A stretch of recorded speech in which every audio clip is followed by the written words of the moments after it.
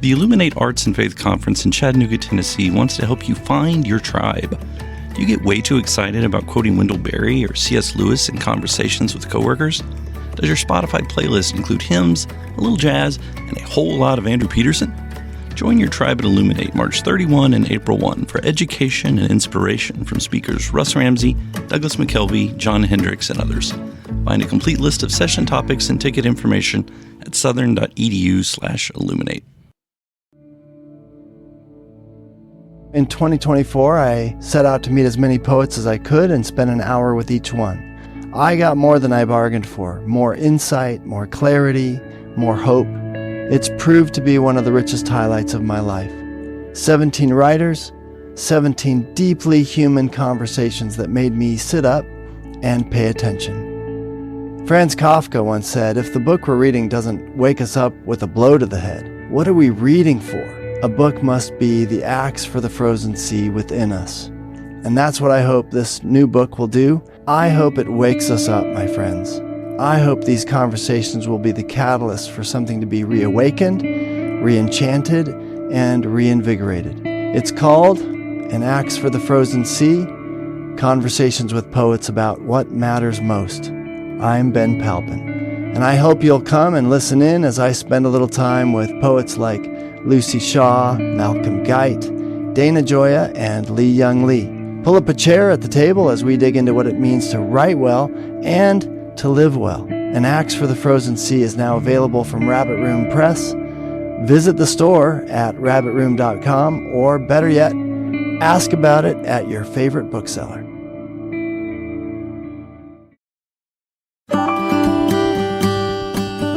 And I also think we need to go towards art that's going to give us that very complex picture of what it means to be human, as opposed to this kind of formulaic, flattened out picture that again is an unhelpful and untrue narrative. Welcome to the Habit Podcast, conversations with writers about writing. I'm Jonathan Rogers, your host. Mary McCampbell is an associate professor of humanities at Lee University in Tennessee. She's also the author of Imagining Our Neighbors as Ourselves, How Art Shapes Empathy. In order to truly love and welcome others, she argues, we need to exercise our imaginations to see our neighbors more as God sees them than as confined by our own inadequate and ungracious labels. Dr. McCampbell and I sat down to talk about selfishness and injustice as a failure of the imagination, the idea that we are guests of an artist's hospitality with both the privileges and the responsibilities pertaining thereunto, and other things.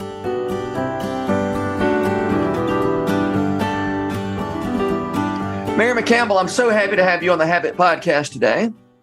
I'm so glad to be here. Thank you for having me. So you, not too long ago, released a book called Imagining Our Neighbors as Ourselves, How Art Shapes Empathy. Yes. Yeah. Came out in April. In April. Okay. Who was my neighbor? Who's my neighbor? Well, to begin that conversation, I looked directly to Jesus's parable of the Good Samaritan. Yeah. And what Jesus is teaching there is how to be a good neighbor, but also who is our neighbor. Two sides there. And of course, you know the story of the Good Samaritan. But in this story, you have a man who is desperate and in need, hurting, might die on the side of the road. And the religious leaders, the Jewish religious leaders, walk by. Not only do they walk by, they go to the other side of the street to avoid him. And it's the Samaritan who comes over and kneels down, gets on his level, feels what he feels. I mean, the text doesn't say that, but we know that must have happened for him to stop his life and put himself at risk. And he really put himself at risk because if we look at the cultural context of, who a Samaritan would have been in the eyes of the Jews, inferior, it's a different religion, seen as ethnically inferior in many different ways. But he kneeled down to care for this person in need because he saw that, my neighbor is someone next to me in need. But I would say just, in general, our neighbor is any human being, anybody else who's made in God's image. But in this story, we see to really be attentive to those who are in need, and especially those who are different than us that we might tend to push away. And it's so interesting with that story, the context of, I like to imagine how mad the religious leaders that were questioning Jesus would have been when here is a story where they are not the stars. They are not the good people. It's this outcast. And he is the one who is the good neighbor. So how can we be a good neighbor? Is to really see the image of God in another human being and see our common human needs. So that hits. I mean, there's a lot more I could say about that, but that's just to begin with it. It's so interesting the way Jesus made these stories as offensive as possible. And sort of makes you say, I don't like this, and either Jesus is wrong or I'm wrong here. Yes. And I just wanted to say too, I think seeing our neighbor comes oftentimes with a kind of sacrifice on our part and humility. And I'm thinking MLK says in a sermon that he has about loving your enemies, and he talks about the Good Samaritan parable. And he says, that the religious leaders that ignored this man in need said, they're operating out of fear, which is often the times what prevents us from really seeing our neighbor. And that they said, what's going to happen to me if I go over there? Right. Whereas MLK said they're asking the wrong question. The question should be, what's going to happen to him if I don't? And so it's this posture of, it truly is thinking of others better than ourselves. It truly is. And this is a hard thing to do, even loving your neighbor in this sense, in this very sacrificial sense. Yeah. You talk about the idea that selfishness, hate, various forms of sin are a failure of the imagination. I want to dig into that idea. I mean, your larger point is because art shapes our imagination, it helps us to be more empathetic. Although it occurs to me, when I say what's going to happen to me, is that an act? When I say what's going to happen to me, that's an act of imagination too, isn't it? That is. I mean, so it's almost like you need Makoto Fujimura talks about a sanctified imagination. So it's not just enough to use the imagination, but it's like using the imagination in the direction of love. And I mean, a good example of that is, and I talk about it in depth in the book, there's a poem by Samuel Taylor Coleridge that this lime tree bower, my prison, where Coleridge it's about the use of the imagination in a way that can lead to hate or a way that can lead to love. But he in this poem, he has invited friends to come visit him in the Lake District. And these are friends in London, William and Mary Lamb, and they live in London. And he's so excited. He's planned the whole time together, going hiking, et cetera, et cetera. And then right before they come, he breaks his leg. So he can't go. So and when they arrive, he's actually he's mad and he's hurt because they decide to go on a hike without him. Okay. And this is a great one to talk about in the classroom, because I'm like, what would you do if your friends came out of town to visit you and yada, yada, but he is so dramatic, and he's sitting there with his leg up, and he's sitting in the Lake District in a lime tree bower, and he calls it this lime tree bower, my prison. So dramatic. And he basically says, these are friends. I may never see them again. And when I'm old and have gone blind, I could have remembered my time with them. Like, he's super dramatic, and he's imagining all the things they're doing, and it's making him mad. Yeah. Right. But then there's a shift that occurs, and all of a sudden he starts to remember that his friend Charles loves nature and has been deprived of it because he lives in London. And so then he starts to think from the perspective of someone else. And he says, I feel as if I was there with them. And then it brings joy to him. And then he starts to realize that he's not in a prison, and he looks around and, I'm in such a beautiful surrounding. So it's like that bitterness of soul, that bitterness of the imagination was hateful and bitter. But then when the imagination was transformed and went in a different direction because it was thinking in a sacrificial way, then it changed everything for him. He was happier, he was loving, and he appreciated the glory and beauty of his surroundings. So huge difference. It's just a few years ago, I remember, writing a couple of little things about imagination and how that makes us, more, similar to what you're saying, more empathetic. But then it occurred to me not too much later, or I guess I was writing about the importance of telling stories well. And then I realized stories, the way we make people fearful and angry and hateful, stories are pretty good for that too. Yes. And convincing people that people who are different from you are my enemies or out to get you, or, you don't, there's not enough to go around or whatever. There are lots of ways that stories can really be misused. Absolutely. I mean, narratives have a lot of power. I mean, I'm just thinking about right now, how many conspiracy theories, are operating on for many different reasons, political things to do with pandemic, all of these things. And it's like the story has to has to resonate with a truth. I mean, this is why it really I don't love the phrase, I'm speaking my truth. I don't really like that so much. I'm not saying, I think people's voices are important. Everyone's voice is important, and they need to speak their experience. And when you say speaking my truth, the truth has to be connected to something outside of you. Yeah, of course. Right. If it's something that was manufactured in my head, it's something besides truth.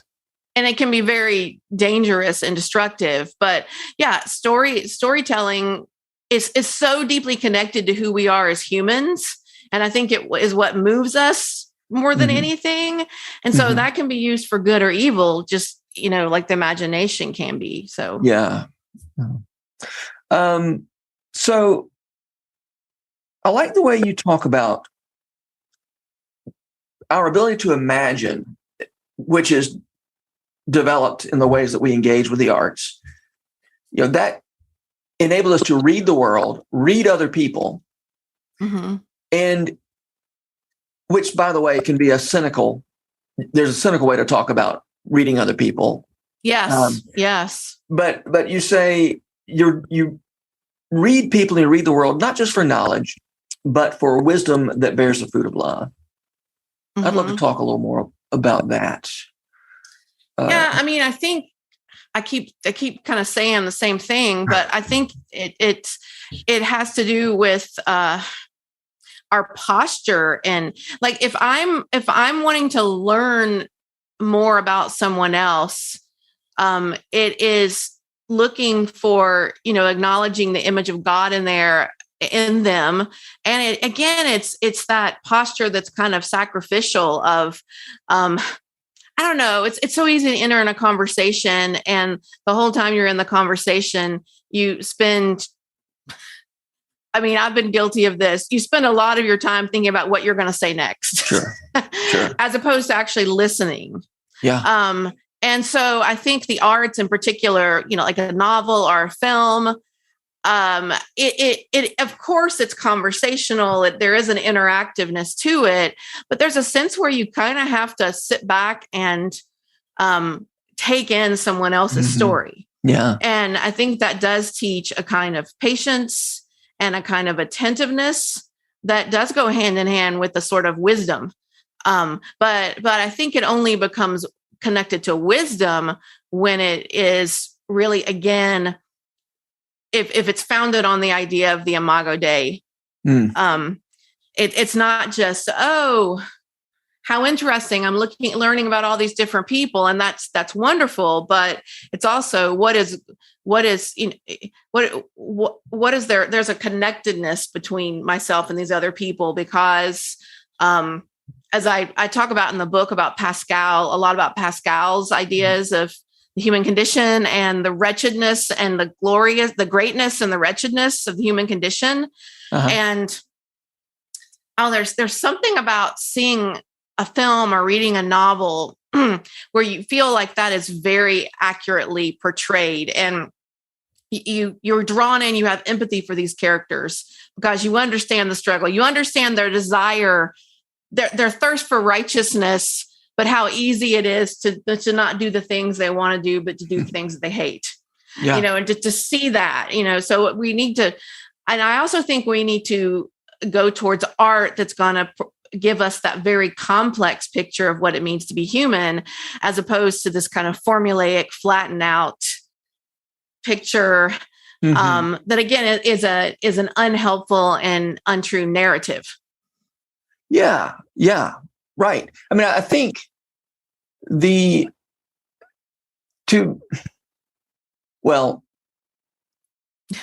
sorry. Something that you said made me think again about this idea that you touched on earlier, that we can either imagine what's going to happen to the other person, or we can imagine what's going to happen to me. Self-protection is what's going to happen, what's going to happen to me. I'm going to worry about that. And empathy is worried about what's going to happen to the other person. It's relatively easy to tell stories that stoke people's fear of what's going to happen to me. And it's a little harder. It takes a little more something, a little more skill, a little more, maybe you can help fill in the blank, to tell stories that fire people's imaginations to think about what it's like to be somebody else and to be empathetic. Yeah, it is. I mean, I think our natural, it's almost like our default tendency is to think about ourselves first. Sure. I mean, the scripture tells us that all the time. And again, so I think this is why spending time reading, I have a chapter in there where I talk about one of my favorite novels is What is the What by Dave Eggers, which is about a young man who is a Sudanese refugee, Valentino Achak Deng. And to read a 500-page biographical novel about this man's experience, you are surrendering, you are giving up a lot of your time and your emotional and mental energy just to listen, and of course there's a balance, with everything, there's a tension and a balance. Of course, part of what makes it meaningful is that there are parts where you can actually relate to this man. You do see self-connections, and I don't think that's wrong, but this is also the difference between sympathy and empathy, because I'm thinking about if I was watching a news story, just a really brief news story or an article about the Lost Boys, how I might, that's so sad, and then it just kind of moves on to something else. Whereas reading his story, 500 pages, and really seeing his thought process, his emotions, and really recognizing our commonality. I mean, empathy is more, you're on the same level. You're not looking down and feeling sorry for, you're actually feeling what someone else is feeling. So yeah, that's something. Now I can't remember what your original question was. I guess I was asking about the low-hanging fruit in story. If I want to use a story to manipulate people, I can. One easy way to do that is to tell a story that makes them afraid for themselves. But I think our calling as storytellers is to help people align with reality. Exactly.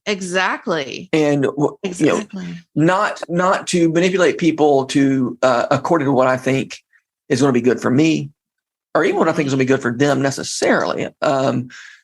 Except that I think aligning with reality is good for all of us. Even if I'm afraid, or if I'm afraid of the pain of aligning with reality, I still ultimately want to be aligned with reality and live in the world that actually exists rather than a world of falsehood. Absolutely. And that's where you can, trying to capture someone's imagination and stoke up both fear and empathy can be used in a propagandistic way. Mm-hmm. I just all of a sudden, when you're talking about that, I thought about, one of the great films of history, Battleship Potemkin, the Eisenstein film. One. Okay. Oh yeah, it's a silent film, and he's he's a Russian filmmaker. One of the innovators with like the montage technique in film. Okay. He pretty much developed it. But there's this scene, and of course it is it's communist propaganda. Mm-hmm. But there's this scene called the Odessa Steps where you have all of these very poor people, women, children, peasants, disabled people on this big staircase. And these Russian Cossacks come and just brutally, you can go look up just a scene on YouTube, just put in the Odessa Steps.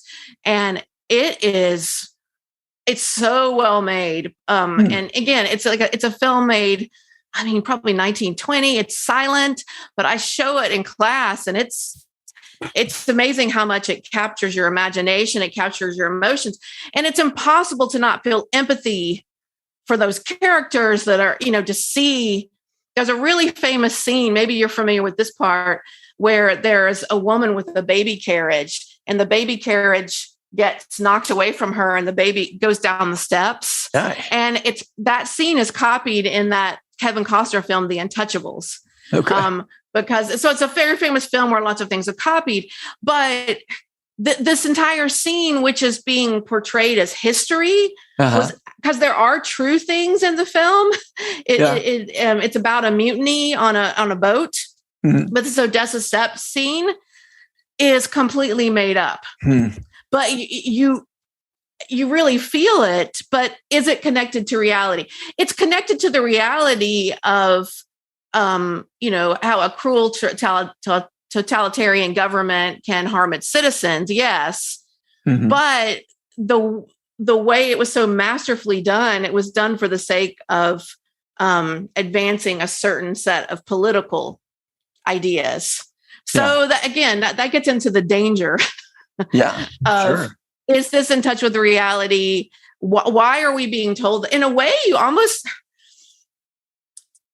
I have this feeling, because I think it's really, I always tell students, when we look at the artist, when we read something or watch something, we also need to remember about the artist being made in the image of God. And really trying to understand, what is this person trying to tell us? This is not just a transaction. This is not just to entertain you.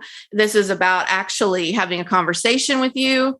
But there's a sense there too, where you kind of have to trust, you're giving up something of yourself. You have to trust that creator. And this will be a controversial statement, but someone like Quentin Tarantino, which so many people love. And I've seen multiple films of his, and he's an incredibly talented filmmaker, but I don't trust him. Again, I'm not saying I would dismiss him as a whole any of that, but I don't trust, like when I saw Pulp Fiction, I felt very manipulated. I felt like all the right buttons were being pushed to cause a shock reaction. And I don't know if I believe the big philosophical point he was making. Someone can be incredibly talented, but what are they actually asking you to participate in, and for what end, for what reason? So, But how do you know that without entering into the conversation, right? That's a good, yes. Do we just say, I've heard about Quentin Tarantino, I'm not going to watch his movies? Maybe. I'm open to that possibility. Yeah, that's a really good question. Because Tarantino, and I've watched multiple movies of his, although I really loved, was what's it? Once Upon a Time in Hollywood, or what was the most recent one? The one that was. I loved that until the end, and then at the end, I said, "This is the last time I'm going to go to one of these movies by this person. I'm done." I've decided I've given this artist a chance, and I'm not going to continue to do this. Yeah, that's the question, because I'm really strongly against, having the list of these are the bad pieces of art you shouldn't engage with, and these are the good ones. Of course, we're way past that. It is personal discernment. I do read reviews a lot, like someone like Lars von Trier as a filmmaker. I know what he's up to, and his films are getting more and more nihilistic and violent. Mm-hmm. And one of my friends who's a real film buff says you just feel like he hates the viewer, like he's just trying to torture you. And you get to a point, and there's certain novelists like that, like someone like Bret Easton Ellis, who I wrote about partially in my dissertation. But then I look at him, try to read American Psycho, and think, he's spending so much time on this really dehumanizing violence. He's making a great point, but how much do I want to go there? And again, I'm not questioning and saying I dismiss these as human beings or as important artists, but do I want to enter in that relationship? Is that, right. Yeah. And it is. And again, it's like, does something move us towards love or hate? And these kind of brutal depictions, or we feel like we're being manipulated. It's a very interesting question, but I do think, like with Tarantino, I've seen multiple movies of his, and I still kind of felt that way for most of those. Although the last one, I think is a more mature film by him, but. Well, like I said, I'm not especially interested in making a list of proscribed, artists, but there are some artists that I've just said, I'm done. I'm not doing this anymore. And so, which is not, I'm not giving anybody advice on what they should or shouldn't. Absolutely. Yeah. But I've done subjecting myself to some of that business. Okay. There's an idea that I love that you talk about in your introduction, and you're borrowing from, you're going to have to help me. The hermeneutics of hospitality. You borrowed that term from who? Is it Scott Hewlin? That's it, Scott Hewlin. Thank you. Yeah. Hermeneutics of hospitality. I always have a hard time with the word hermeneutics. I can never remember what it means. but when you talk about, I'm just going to read a little couple of sentences from your book. As readers of culture, we are also sojourners, strangers entering a unique and foreign country each time we open a book, watch a film, or listen to a new song. We have been invited in, and we need to be attentive, gracious guests. In this sense, the act of attentive reading is an act of love itself. And I think and talk about the importance of a writer being being hospitable. But I don't guess I'd given any thought to the idea of us being good guests in the works of art that we inhabit. So can you tell me more about that? Because I think there's a lot to think about there. Yeah. Well, I think it's approaching the work of art with the posture of charity, of being charitable, and not just going in with cynicism. But again, we keep hitting. Nothing is simple, because you have to be careful for whom and when you're going to make yourself vulnerable. Yeah. Right. Okay. Because there's some works of art that if you completely, if you really surrender so much of yourself, that can be kind of dangerous. But let's say a work of art. Well, I'll give an example. I've already talked about it, but the narrative structure of a one novel, the novel, What is the What, about the Sudanese man's experience. I feel like this very question is a big point of the novel. Okay. It's a novel about the importance of listening to stories. And this is a young man who's walked hundreds of miles, an unattended miner, walking across with a group of other boys across the continent of Africa after the civil war in Sudan. And and you get his harrowing story in these flashbacks. But the novel starts in present day Atlanta, because he has been brought over to the United States. A lot of the quote lost boys were brought over, and they went to different cities. He's in Atlanta, and the novel opens with someone knocking at his door. And again, this is the question of who is your neighbor. This woman knocks on his door and says, my car's broken down, and can I come in and use your phone? And he's thinking, oh, I need to help her. And he's not kind of streetwise. He's being a good neighbor. She's in need. And he opens the door and lets her in. And immediately a man comes from behind and, comes in with a gun, and they rob him. They tie him up and rob him. Okay. So this idea of someone knocking at your door, and it's the whole novel at the beginning is, I'm going to tell you my story. I'm going to let you in. Do I trust you? And the way it's structured, because as he's sitting there, tied up his mouth. I mean, they've got something over his mouth. He's tied up. He keeps telling these stories in his head of his life, saying, if you could hear my story, you wouldn't treat me like this. If you could hear my story, it's really powerful. And the other really powerful part is he has evangelical Christian neighbors living below him. And he's a Catholic, he's a believer. And he has these evangelical Christian neighbors, and he's pounding on the floor. And in his mind, he's yelling, can't you hear me, Christian neighbors? You don't have ears for someone like me. Why aren't you listening for me? Can't you come up and help me? And so it's almost like the beginning of the book. It's an invitation to come in and listen to his story, but it's also, can I trust you with your story? Are you going to come in and use my story against me? Are you going to come in and trample on my story, steal parts of it, appropriate parts of it?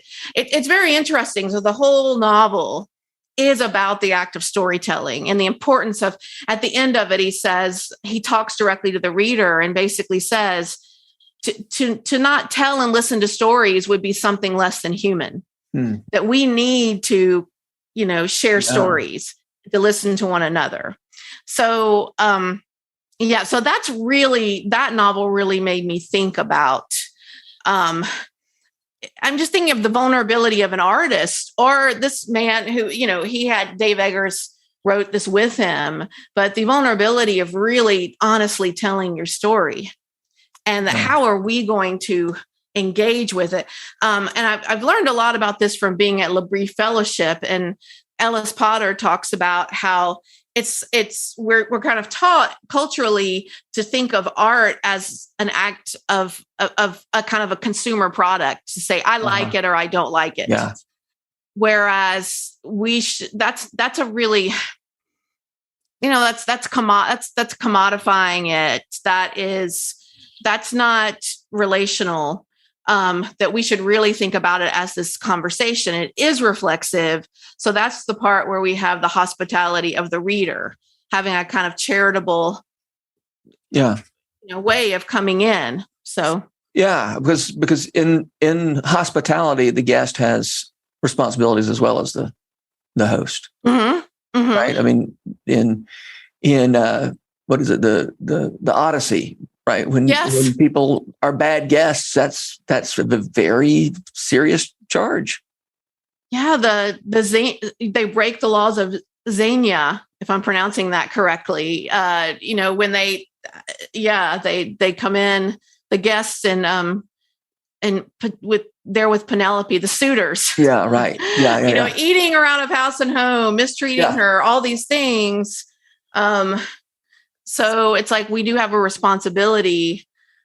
We've been given an invitation, and what are we going to do with that invitation? And part of that, as I've already said, is thinking about the artist himself or herself as made in God's image, and being respectful in that sense of, what are they? But again, there is the sense of discernment, because not everyone that's creating a piece of art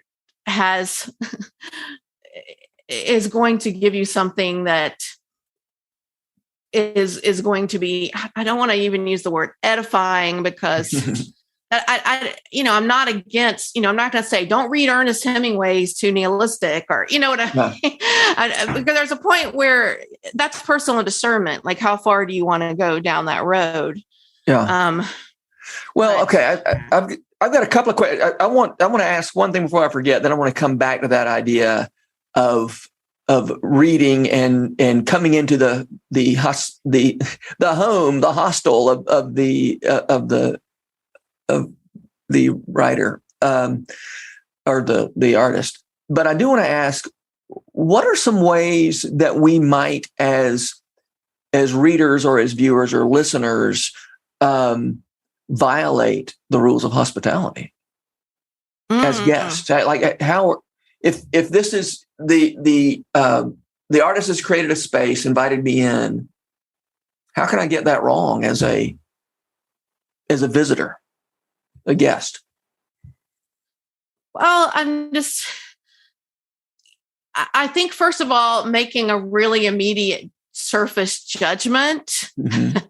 I tell my students when I play songs, like I play the national song Fake Empire when we, at the beginning of semester, when we talk about different understandings of reality, because we're going to read Descartes and we're going to read, Francis Bacon and all these people. And, how do we know what's reality? How do we discern here? And I tell them, when I ask them to talk about the song, and again, I've been guilty of this. I'm not just putting it on my students, but some students will just say, it's just weird, because they're not, it's like, it sounds unfamiliar and strange if they're not used to listening. If they're only used to listening like pop music that's on the radio, a song that sounds like that, it's just initially you think, oh, I know what that's about, or that's just weird. So I tell them, you can't use the word weird. You have to go in and tell me what is he talking about? So it's so there's something, it's just like it is with another human being, that we have a tendency to want to label and dismiss rather than really looking more deeply at the image bearer that they are. The same with work of art. So I think that's one thing. I mean, I've struggled, but I mean, I do that with some works of art myself. I mean, I can't say that I've been incredibly charitable. I just watched God's Not Dead. And I struggle with being charitable with something, because it's so formulaic. It's just so, I think it's hard when something lacks a lot of complexity and nuance, and you feel as if it almost seems like a work of propaganda. It almost seems like you're being in such a simplistic manner told this is, because I don't feel like it's very charitable in its reading of non-Christians, and especially academics, So that's a hard thing. But I'm talking about art that I would say is complex and nuanced. So I think one wrong way would be just labeling it and dismissing it without even engaging it. Yeah. I also think one part would be using, this is interesting. I'm just thinking, okay, if we're going to let's think about MLK speeches, which I would consider works of art. How many times have snippets, especially of the I Have a Dream speech, been taken out of context and kind of weaponized and used against his whole body of work? Like, that's a way that you can abuse. You can be non-charitable. You can really be. So sometimes art can be used as a weapon that's even going against what it's there for. So it's appropriated. You've stolen something out of your host's house. The host has invited you in, and you took the silverware. And stabbed him with it. That's a great way. So those are a couple of ways that I think we can. I think I'm really loving the idea of thinking of myself as a guest in a space that the artist has created, because it starts us out in in a kind of relationship, but it also doesn't preclude the possibility of me having a critical view of what's going on in this house. Yeah. You know, if I came over thinking I was an honored guest and you gave me, potted meat on some, miracle bread or whatever, Wonder Bread, I might have my feelings hurt a little bit. Like you didn't go to the trouble to do anything better for me, and I might not come back. Or if you assault me while I'm in your house, but also I have responsibilities as a guest in your house. I think this is a really helpful image. Yeah, it is. And I mean, again, I want to give credit. Like I've learned that from Labrie. I also remember Jeff Morton. He's an art professor at Covenant College, hearing a chapel talk of his where he talks about visual art. And he talked about like the act of surrendering in front of it. It was like you had to give up you had to put down your defenses. Yeah. You had to kind of enter. And again, that's an act of trust. Right. So that was, he spoke of that so well. I also know that when I used to be very involved with, I taught at Calvin, what's now university, for a little while. And I also helped organize, there was a festival of faith and music that they had every other year for a while there. And Ken Hefner, who was the student activities director at Calvin, this was a really amazing thing that he did. And it wasn't just for the festival. It was whenever they had, and they had amazing lineup of concerts at Calvin, just phenomenal. But he would ask his artists to have a conversation after their performance or before their performance. And some of them were big name artists, sitting there like in a classroom talking with students. But his last question was always this: how can we be good listeners to your music? And they were always so surprised because they love that question. They felt so welcome just by the asking of the question, because they're and they all had things to say because they were very aware that a concert is not just a one-way experience where we're feeding you. There's a back and forth. It is, you can really see with a concert, it's a conversation. There's something going on. And Kim would always ask, how can we be a good audience? Like, how can we honor you? How can we listen to you? And so just even thinking that way was something that was new to most of the students sitting there. And I mean, I learned a lot from it. So I really appreciate that. Well, I've heard the idea of, surrendering to the art, receiving the art, by surrendering to it. And even in, an experiment in criticism, C.S. Lewis has some things to say along those lines. And I was never quite comfortable with the language of surrender, but the language of hospitality says, don't ask me to surrender to somebody I think is hostile toward. So it's hard to ask people to surrender to people that they already think disagree with them. But I could imagine being invited into the house of somebody I disagree with and sitting down and having a conversation. That's really, and then I'm also free to disagree in that. Yeah. When I surrender, I don't feel quite free to disagree. But when I'm been invited into somebody's house, we can have a conversation in which we don't have to agree, but we can honor one another and welcome one another as image bearers. So I'm going to be borrowing that. I'm going to be borrowing that image of the artist as host, which I've talked about before, but I haven't gone the next step and talked about the receiver as guest. So I love it. Yeah, it is a really helpful way of thinking. And I mean, I'm just thinking of experiences. I think another way, again, like you asked, how can we be not good guests, is that label and dismiss. And I'm thinking about, I see a lot of people do this with very contemporary art, like visual art. It's just really easy to look and say, my child could have done that, or what, that's meaningful, And I remember, again, when I was spending time at Labrie, and I had a friend who, Lucy Metcalf, who was the artist in residence at Labrie, and she gave a lecture on Damien Hirst.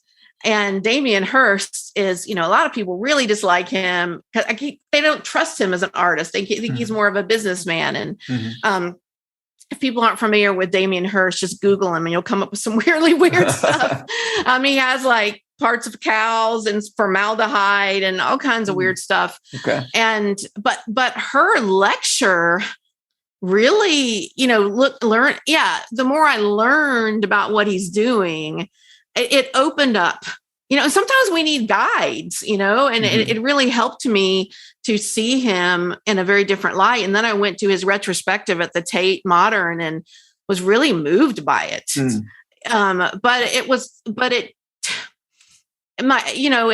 He's one of these artists that there's a natural tendency to just kind of, just say, I don't believe it. That's silly. Or I don't believe what he's doing, or without really looking more closely. So, yeah. Right. Yeah. Well, good. All right. So let me ask you the traditional ending question for the Habit podcast. And that is, who are the writers who make you want to write, Mary? Actually, interestingly, the number one, anytime I read a good novel or a good short story or a good set of essay or good essay, or, I'm even thinking of writers for like film and television, anytime I really, I'm always looking for the way stories tell us the truth about the human longing for God. Mm-hmm. And so when I see that, I want to write about it. It's not so much about me writing my own creative, like a novel, but I want to write. I want to do something with that. I want to make more connections, and that's exciting for me. But I think so there are many that I could say there, but I think the one that I'll really talk about is Douglas Copeland. I did my dissertation on him, so I've written a lot on him. So, but Douglas Copeland, who, if people aren't familiar with, he wrote the novel Generation X that coined the term for popular usage. And what's amazing about, I just remember a few years ago reading, he writes a lot of fiction. He's written like 15 novels and books of short stories. But he has also written a lot of essays that are just drawing off of cultural analysis and his life experience. And he's seamlessly weaving like his life in with analysis of the culture. And reading him really made me want to write creative nonfiction, which is a new thing for me, because I'm used to more academic writing or writing like cultural analysis. But now I've started branching out because it made me realize that just everyday life, just our observations within our everyday life and our experiences are things worth writing about, and I just love the way he writes. His essays are just fantastic. So I'm not a fiction writer. I don't know if I'll ever do that, but I'm very interested in creative nonfiction. And I think Copeland is the one which is funny because the creative nonfiction I've written looks nothing like something he would write, because it's very much, my Southern quasi Faulkner-esque family, this kind of wacky background, and he's this Canadian, right? It's just completely different. But just that idea of kind of mining your own life and looking at the experiences and the reason that you are the way you are in the present moment, looking back at that. So, Copeland is someone who's really, all right. That's great. I love hearing that. I love hearing when people say, in essence, when I see someone else doing what they're made to do, it makes me want to do what I'm made to do, even if it's something completely different. Yeah. Well, Mary, thank you so much for being here. And thank you for your book and the ways that it invites us into being more empathetic people. I appreciate the work you're doing. Thank you so much. And it's been a real joy to be here. And thank you to everyone who's listening. And Talk to you soon. The Habit Podcast is brought to you by The Rabbit Room, where art nourishes community and community nourishes art. To check out more of our podcasts, visit rabbitroom.com/podcast. Our work at The Rabbit Room would be impossible without the generous support of our membership. If you'd like to learn more about membership at The Rabbit Room, visit rabbitroom.com/member. And thanks for listening. The Habit membership is a library of resources for writers by me, Jonathan Rogers. More importantly, The Habit is a hub of community where like-minded writers gather to discuss their work and give each other a little more courage. Find out more at thehabit.co.